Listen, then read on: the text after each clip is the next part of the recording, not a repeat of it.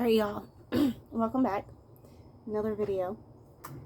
If you hear noise, my youngest is playing on the ramp with his cars. Anyways, I guess I'll do like a life update. We got panels on the roof, solar panels. We got those put in April. Yeah. Can't remember if we signed the papers at the end of March or if we signed them in April and they did them in April, but like I don't know. It's been a while. This is now June, literally almost July, and honestly, I don't know how I feel. We were supposed to get 3 months free. That was including the installation and company coming out, like the city and our energy company coming out. And just there's been a lot of back and forth and too many dates set where people are going to come out and then like nobody shows up, and then they do show up but it wasn't like who it was supposed to be, and then they have to come back out. And then like we're told that our meter has to be updated because apparently that's what our electric company said, but when I called the electric company directly, they're like no. It does not need to be for the panels. So it's like that thing of you don't know who's lying, who's telling the truth. And I kind of believe my electric company because it was the solar department that deals with these different companies. That makes sense. And the guy that I spoke to was like, he even went solar, and no, my meter's completely fine. So I don't know. What's up, bub? You sleepy? Yeah, because of the sun. Oh, you got sun in your eyes?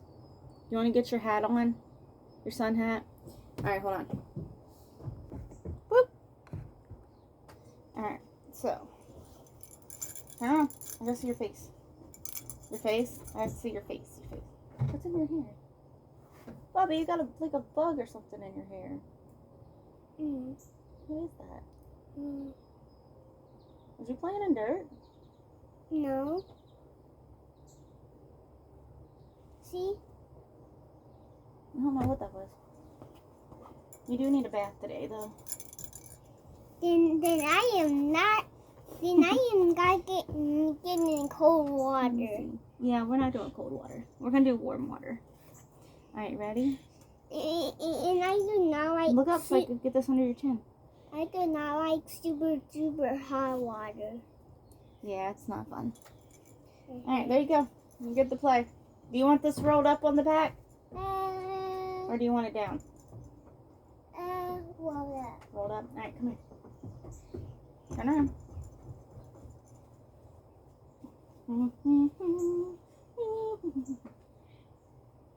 See if I can get it.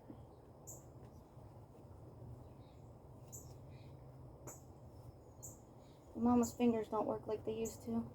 There we go. Alright, it's nice and rolled up on the back.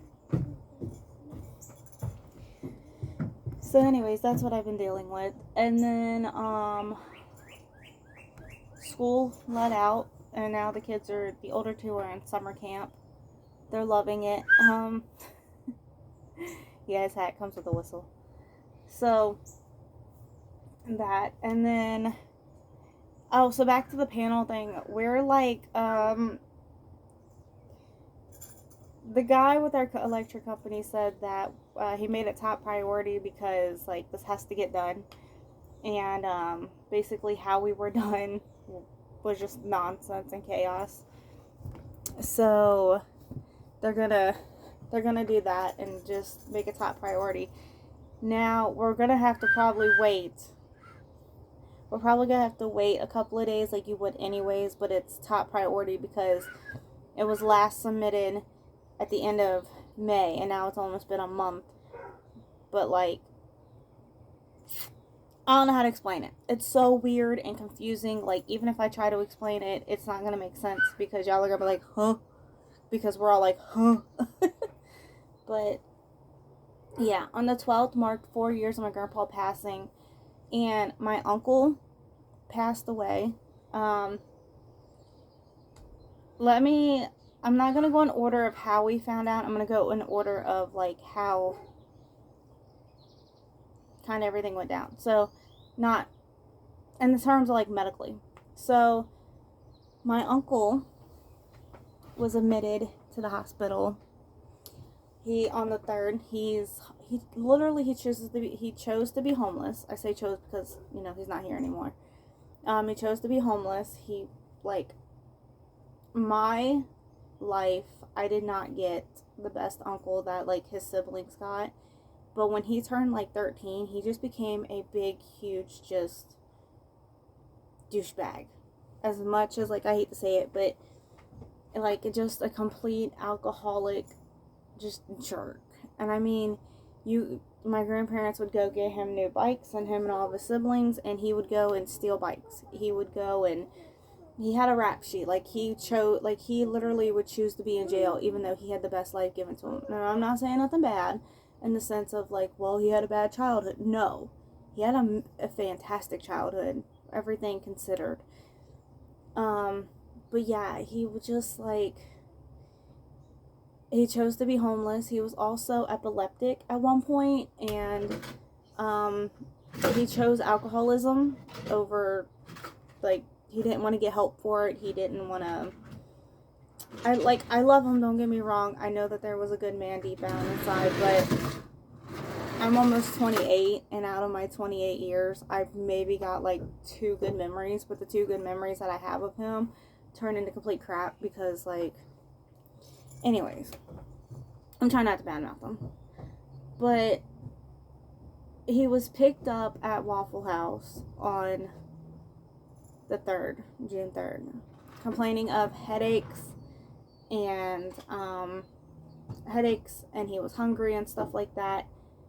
And they looked at him externally. They didn't look at him internally, and they gave him something to eat, and he said he was fine. He felt better, and then they released him. Well, on the 4th, we were told that he was picked up from the police station, and the police found him in front of the police station. I'm not in the sun anymore. Good job. Yeah, I see. But you have your hat on, so you can play in the sun now. Uh-huh. But he was picked up in front of the police station on the 4th. And, he was unresponsive. We were told he was face down. Squad came and picked him up. He had bleeding of the brain, everything. And I wanted to go inside. Well, we're going to play out here for a little bit, okay? It's a nice day. And we'll play out here before it rains. Well, anyways, that was the 4th. Nobody notified anybody until the 7th. Did not contact any of his family or anything like that. Now, he could have came in as a John Doe. He didn't have his ID. He didn't have his wallet. He didn't have his Social Security check, the actual check to go cash it. He didn't have his tobacco and tubes. He had nothing on him when they found him. We get a phone call on the 7th just to verify who he was and what was going on, and that he was unresponsive and everything. And I'm not going to go into, because we got a copy of his records. It's that thick, just from the 4th to the 8th. But, yeah. He was he was sedated, still unresponsive and things like that. Some of the things that did happen, though, his heart rate was 198 over 128, and so was his blood pressure, and his throat was completely swollen. There was no damage to the outside of his head. Now, he had a cut here that was healing, and he had a cut, I think it was on this arm, that was starting to heal. So those were older, but yeah. So we got a call on the 7th, and they were look, he's basically brain dead, but we're trying. And then on the 8th, we found out around 10-11 o'clock on the 7th that my uncle was in the hospital. At overnight, that's when everything just went completely haywire, and they put him on straight down, even more sedated, life support. He had multiple spots in his brain where it was just bleeding, and he was literally 1% away from being dead. They said that if he woke up, he would be a complete vegetable, and Like, there was no saving him. Now, I believe in miracles. I believe in a lot of things. But my grandmother was, my grandmother, his mom, was like, what would Scott want?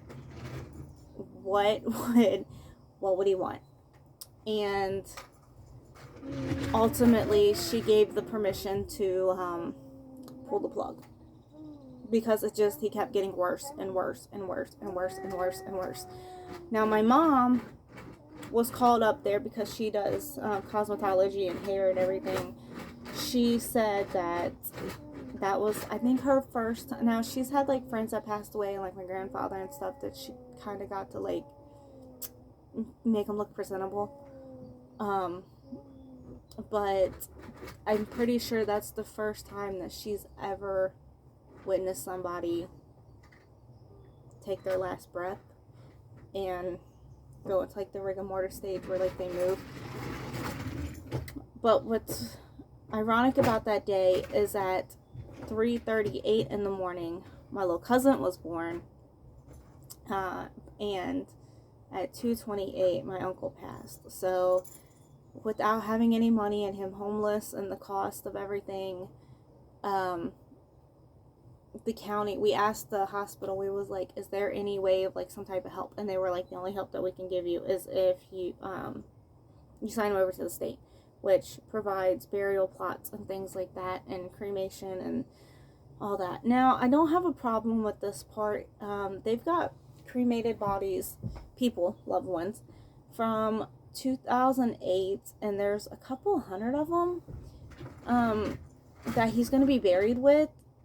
Now, I have people in my family that are like ticked off about the fact, but you got to understand, like, some of these people are cold cases that have been cold cases for a long time, or they were recently solved, but family members have passed on, and they have nobody else to like do something with them. You know what I mean? There are also people that were like coming in from across like seas and stuff, and they died. Homeless people that literally didn't have anybody to claim them. Nobody, you know what I'm saying? Like, it's not as bad as what people think. And I have family members that are like, oh my gosh, how could they don't want to release these people to their loved ones. No, these are like literally situations of people that don't have anybody. Yeah, you can play with it. You want to go grab it and bring it up? Go ahead, you can do that. I can see you from here.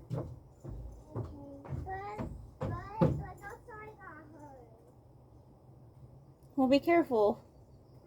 Be careful. But yeah, so right. So we did get in contact because, okay, his sister Cindy passed away when I was 2, like almost 2. It was suicide. My dad owns her plot, so we had to like get permission from my dad, but my dad don't have the paperwork, because I mean, look, that was 26 years ago at this point, and it's just like this thing. So we're trying to get him buried with my grandmother, his sister. Now, with all this being said, some things don't add up, because my mom went to go look at police footages and everything, and there's nothing where he was in front of the police station. He was actually found 3 miles away from the police, almost 3 miles away from the police station, by a Taco Bell, which is like a couple of blocks, like maybe 2 blocks away from Waffle House where he was the day before. And when it said, now listen, so on the 4th, he was brought in vehicle from home, is what they put on the emergency room papers. But he was actually, what we were told, police found him in front of the police station. He was brought in by squad. So it would be brought in by squad, by ambulance. But then, he wasn't at home, come to find out. Okay. Lex, don't bring that up here. You can play with it on the sidewalk. We have a sidewalk that attaches to our house. It's a private sidewalk. Oh, okay. But yeah, so things don't add up. Investigating it and everything. Not going into full detail, but it's crazy on its own. So yeah, that happened exactly 4 years and 4 days to my grandfather dying, like exactly 4 days prior to the 4-year mark. So that was not fun. Here's my thoughts though. I miss my uncle. People in my family miss my uncle, like his siblings and like my mom and all them who had better memories than what I do. And as a person, I miss him, but I know that he's not drinking himself to death. I know that he's not robbing vending machines. I know that he's not stressing out my grandmother by her constantly going, "Where's my son? Have you seen him? Is he still alive? Is he not still alive? Is he in jail? Is he not in jail? Let me drive over an hour to go find him to give him a social security check. Let me go do this. Let me go do that." And then like him playing deaf and just like, I love my uncle, don't get me wrong, but I'm not saying he's in a better place. I just know that he's not here to stress out people. And I mean, like, recent memories of my uncle, he would bring random homeless people to my house. Now I have kids, and he would bring them to my house, and they'd be like, "Can we camp out in your yard? They can't arrest us if we're in somebody's yard and we have permission. Can we do this?" And I'm not opposed to helping people, but when I have children and I don't know who you are, what is your mental state? What is your mental capacity? Why are you homeless? Like, I'm not saying like you got evicted from your home and now you're on the streets. I'm talking about like running from the police. Are you hiding out from somebody? Are you you know what I'm saying? Like, are you a sex offender and you're not trying to give an address to, you know what I'm saying? You know what I'm saying? Like, that's my problem. I can't do that out of protection of my children and myself. But yeah, he's not here to stress anybody out. And to me, he's still down the road. Like, you know what I mean? Like, he wasn't always around. So to me, he's just like homeless. Alright. Anyways, so that's a little bit of it in itself. Fast forward to 2 days ago, my oldest comes home, and he's like, no, mind you, they're in summer camp, so they come home, and he's like, we were playing soccer, and I was the goalie, and I'm gonna say it like this part, because I'm not exactly sure if the goal was in the net, or if it was away and back in the, like, back away from the goalie, and he went to go grab it. That's what I'm thinking based upon the way he explained it. But he was like, I went to go grab the ball, but he said I didn't think that a friend of his was going to kick the ball in his hand because he was goalie. And he was like, it's the only ball. So I was laughing about it. But he was able, it was this finger, but he was able to move it, like, a lot. He was able to move it.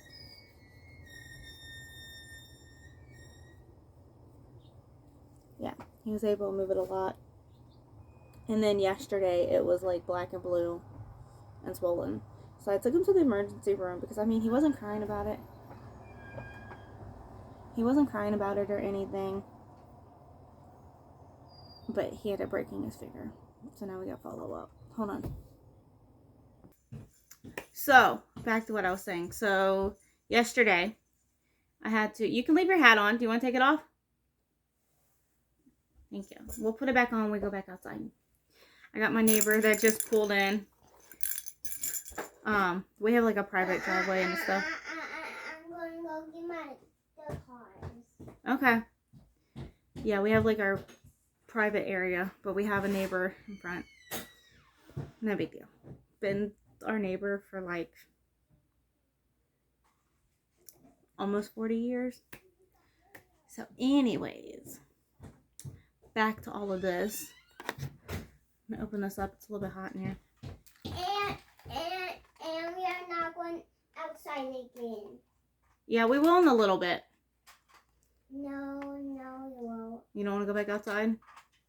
Okay, that's fine.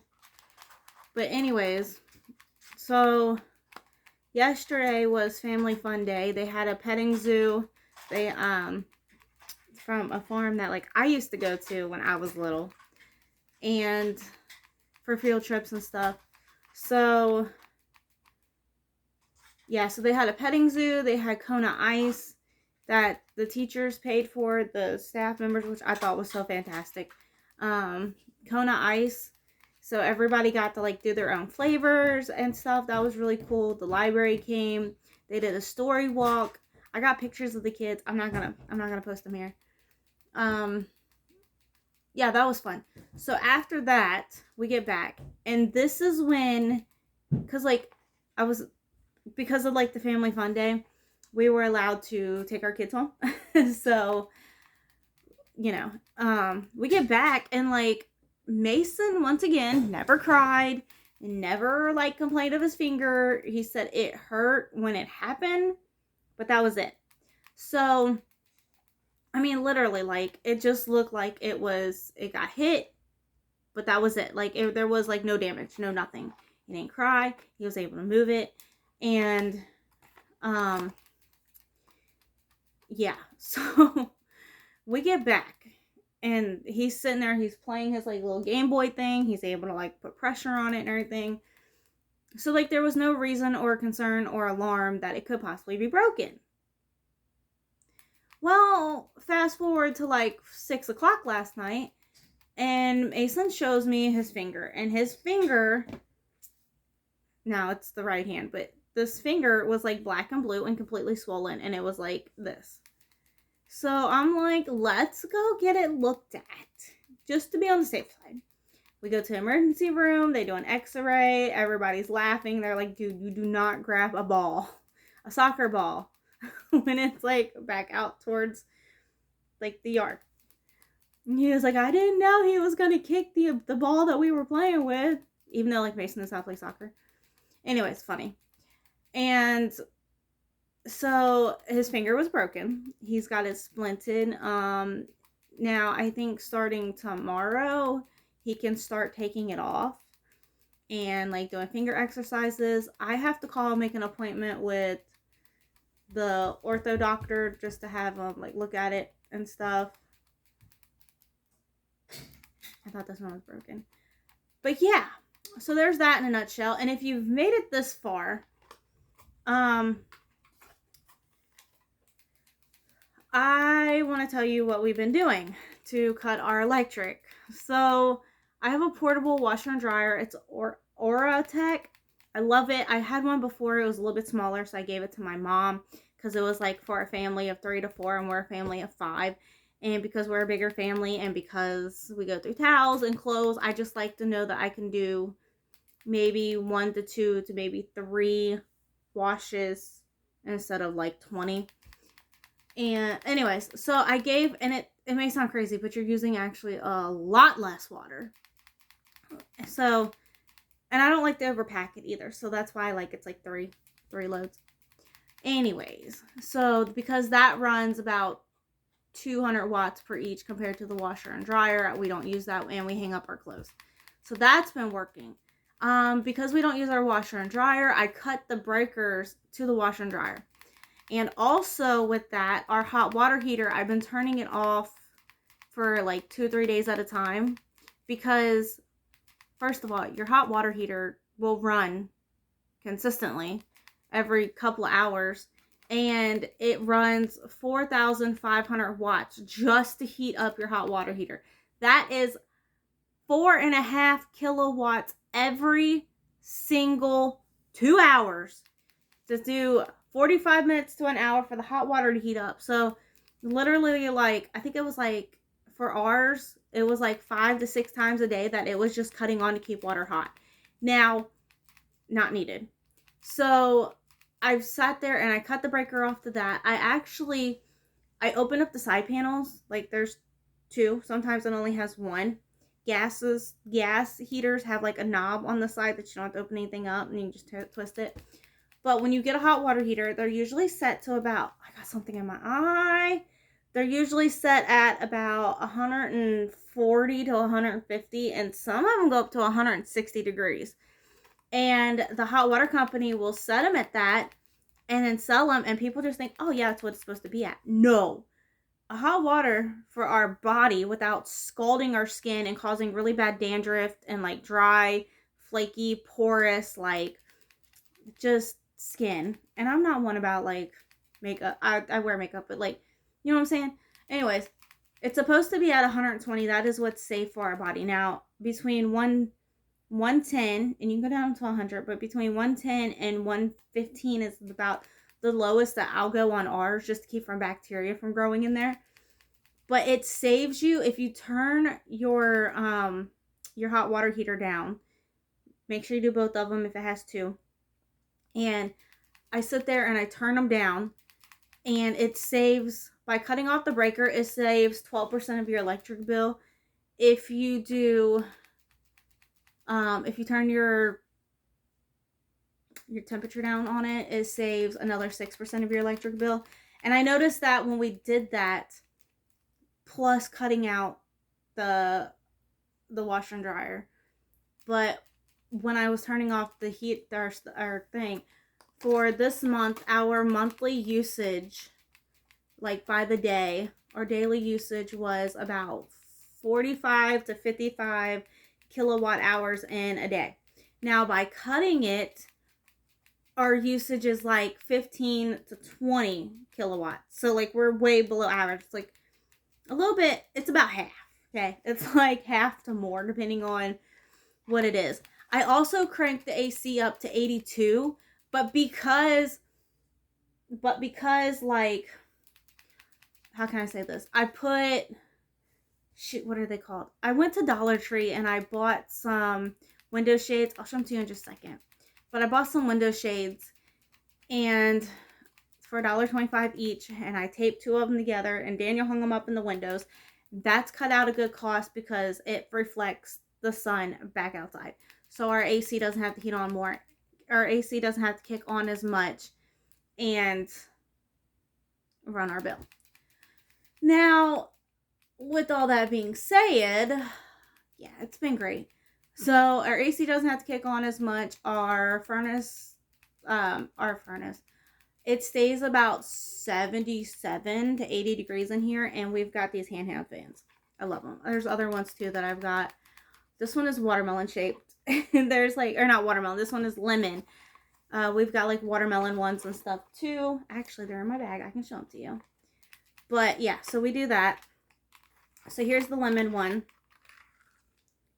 And that's what we do. And then what else do we do? Oh, we did the low flow on our shower. So Daniel will take a high flow shower. The kids will take whatever it's set at to. But I've been doing low flow showers just to save on the water. Now Daniel sometimes, I'm guessing, I think he does sometimes. He'll do a low flow, but the low flow, I've coming to learn that I like it just as much. Now the only time I put it on the high flow is when I need to like wash out areas that, when you have to like pull the nozzle down and flip it up or whatever. Thank you, Peachy. But this is one of my favorites. The watermelon and kiwi are my favorite. Alright, let's see. But yeah, that's what we've been doing. And then I've got to put, I'm about to show you. So this ain't one of them. Here's a kiwi. Like, the kiwi's just so cute. And these are great. Like, I think for 45 of them, it was like maybe $20 on Amazon. They're tahini, I think it's Tayyan fans. I like these. We've also got the Frisbee fans. I have a Frisbee fan somewhere. Might be in my pet camping stuff. But yeah, we got the Frisbee fan. Here's the last one. And then there's also like the ones that don't fold up. I like these because they fit in the bag. So do the other ones, but I do like these. This is the orange. I like them. They've got other ones. They've got like sports ones and things, but they're great. Feels so good. Anyways, so that's what we've been doing to cut back on the electric. My mom gave this for my car.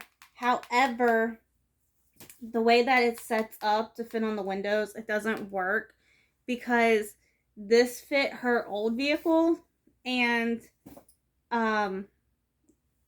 now like she's got bigger doors, and my doors, if I go to fit it, I'm having to take it down, and it's just like it's a hassle to open and close the door. I don't have the big long van windows anymore because as much as I love a van, I had to get an SUV. You know, it's fine. It's fine. Oh, these are so great. A couple other things that we do is we cut down the towers. So let me show you. Let me close this up. So we have these towers. I don't know if you can see it. But we have these towers, and you just like, I'll show you that it's off. Push the button on top. There's the fan. Push the button on top, and it goes off. So we like to cut those off and not use them. We're trying to use these fans, and the other ones, where is it? I'm about to go insane. I'm about to go insane. I'm about to go insane. Let me pull my clothes out, the camping stuff. I kind of got everything packed. Anyways, look up foldable Frisbee fans, and you'll find it. They're great too. So we use those. And we take wash rags and we get them wet, cool ourselves down, freeze them if we have to. I think it's in there. I'm not about to dig all that out. But yeah, so I'm going to end this video, and I'm going to show you, before I end this video, I'm going to show you in the other, let me show you. So we have a dog, not the dog that we have right now at the house. He was here at the house, but we had a dog that would tear down our curtains and do things like that. Now, our other dog, absolutely love him. I love the other dog too. He's with my cousin now, and it's more of a better suited match. Like it is. It works out better. There's my watermelon one. It works out better, and like I said, I'm not keen to rehoming dogs. They're a lifetime commitment, but when everything was going on, they were a better match. Like, he loves me and the kids and Daniel, but it worked out better. So anyways, I don't have curtains on my windows at the moment. I plan on at maybe some point getting maybe like some blackout curtains, because my grandparents built this house to have sunlight where you don't need the lights on. Absolutely love it. Fantastic. But let me tell you. It's great. Now here they had like curtains and blinds and everything that they had up that blocked out the sun. Absolutely loved it. Now, I had a dog. Okay? I had a dog. Now let me show you what we did in the meantime, because I'm kind of like double layering this. And I did not want to pay $30 for a roll that I barely needed anything. So let me show you. Okay, we have the 3 skylights, and it's not that dark in here. Like, it's actually great. You don't need a lot of sunlight anyways. You don't need a lot of light to make yourself go blind. But that's just what we did. We took 2 of the Dollar Tree car window things, and we just put them up in the window. Works like a charm. Our bill's been cut down drastically. So it's a little bit darker in the kitchen, but that's okay. But they're just these. They're just these little car shades. And they come with clips somewhere in this pack. Like little suction cup, little things, like suction cups to the window. They work great. They're fantastic. And I will show you my electric bill right now. So as I log on here, I just want to tell you that our panels were approved. Our electric company will, like I said, it's high priority right now. And yeah, so hopefully soon, maybe July, we can turn on our panels, which would be great, because our panels will, so what our panels are to do is to get electric from our house, like from our grid, and not have to tap into these other places to save us money. And also, if we go below our 83% monthly usage, Duke will pay us back. So, like, our solar panels produce 83% of our monthly usage. If we go below that, Duke will owe us money. They'll credit us money, because then they'll be having to use like our panels for other people. If I know it kind of sucks, but it is what it is. If we do have to tap into Duke, then come on, let me log in. Then we have to pay Duke. Now we get credited, we can get a check, we can get however we want it. It can go towards like our winter bills. We're not exactly sure on how we want to do that yet. At some point, we do want to get a battery put on our house. That way, if the grid ever goes down or whatever, come on. Hold on. I was just on here last night. But, yeah, take me to the dashboard. It's being kind of finicky and I don't know why. But anyways, so yeah, we're thinking either, okay, first of all, back to the battery thing. If we was to sit there and get a battery, if the power ever goes out or whatever, we would have our battery backup storage. If we got our panels and everything, we'd kind of be like 95 to 100% not having to use Duke. Does that make sense? I don't know why this is taking forever. Just let me sign in. Sign in. Go to dashboard. I don't have slow internet. I think there's something going on with Duke's grid. Anyways, as I'm talking to you, that'd be fun. Oh my goodness.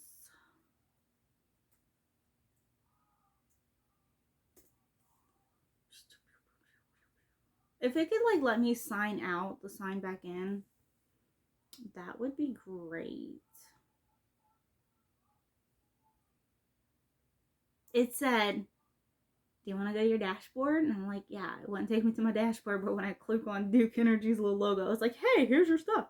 All right, so let me get this, because I don't want to give you guys my account information or nothing like that. So,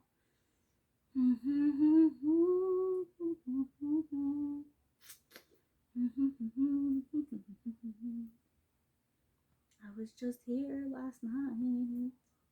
I spent a lot of time on Duke's website. Like, I will consistently just see what the daily usage is. I need to log into my usage. Where did it go? I think that's what they did. I think they updated. They did. Since last night, they have updated their website. So that's fine. That's fine. All right, let's see. Home energy usage report.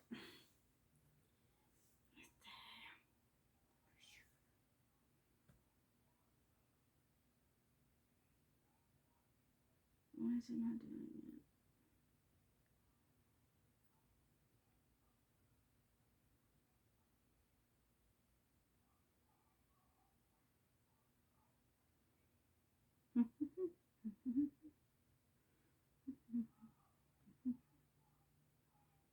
Hold on. Oh. Well, I can't figure it out. And I don't know what to do. They're like currently updating their page. So everything's like haywire at the moment, but yeah. I even went to try to go get on Facebook on there because I sent the reports to Daniel yesterday and it will not let me access media files and pictures sent from a phone screenshot onto a laptop and desktop. So it's fine. It's fun. It's fun. It's fun. It's fun. All right. I'll see you guys next time. Don't forget to like, subscribe, comment, and give us a big thumbs up. Bye, guys.